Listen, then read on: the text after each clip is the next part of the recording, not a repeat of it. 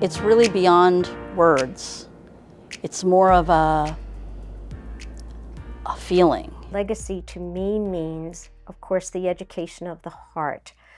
To be able to bring that to others who may not know Cabrini. When they say education of the heart, it really is. It's something inside. It's not a building. It's not just a property. It's, you know, I built a life here. This has made me who I am. It helped me become an adult. The character of the university, I think, was summed up really well. It's the education of the heart. I think it was, we took that seriously, you know, each in our own way, and we reinforced each other. You know, one person's ideas would help somebody else to get some more ideas about how to do the education of the heart. And I think we were really successful in that. Like acceptance. From the moment I stepped on campus, I felt accepted, and for the whole time I was here. I love the network of a community that Cabrini builds. I think Cabrini is what it is because of the relationships between the students, because there's such a small population of us, the relationships between the student athletes, because that population is even smaller, the relationships between professors and students, and the relationships between coaches and players. The professors knew their students. They were willing to sit and have conversations. They were at the same events. It wasn't like professors weren't seen on campus. You had access to like all the professors. You know every person on campus, you know every administrator on campus, you know the coaches, you know you're close with everybody. When you're away from home, it still feels like you're there. Everyone knows you, you know, everyone takes care of each other. The teachers are like our moms and our dads. They had your back. It's a family, it's a unit, and you know, everybody looks out for each other. It was the whole package. It had the close-knitness that I liked and thrived in.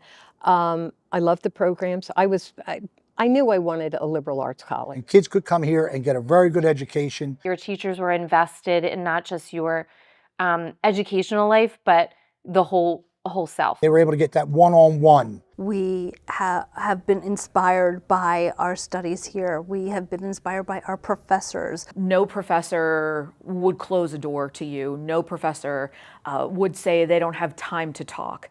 No professor would say that topic is off limits. And that's truly what makes Cabrini so special. You wouldn't miss class because your professor would ask where you were. These were just not people who were here for a job.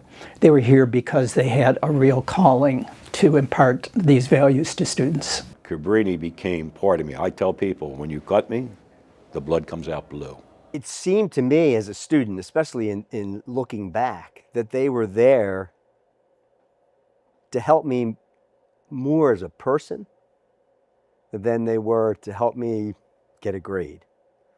It just seemed like my development, my experience inside and outside the classroom was equally important to them. They would take you as you were, where you stood, how you stood.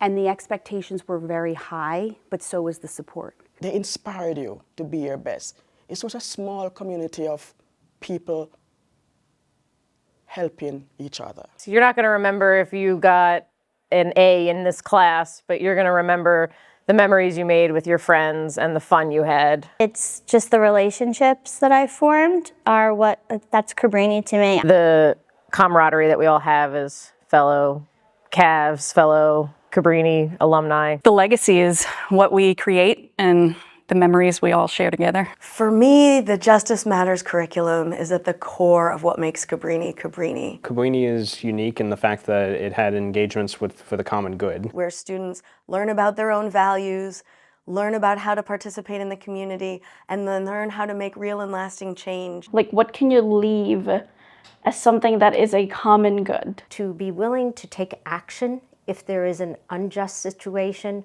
If I was radicalized in any way, it was the 4 years that I spent at Cabrini, and that I knew leaving Cabrini that I had a responsibility to the next generation. I knew I had a responsibility to community, to building community. While I was a student, Cabrini kind of helped me see parts of the world that I never thought that I would see. What are some responsibilities that are bigger than yourself?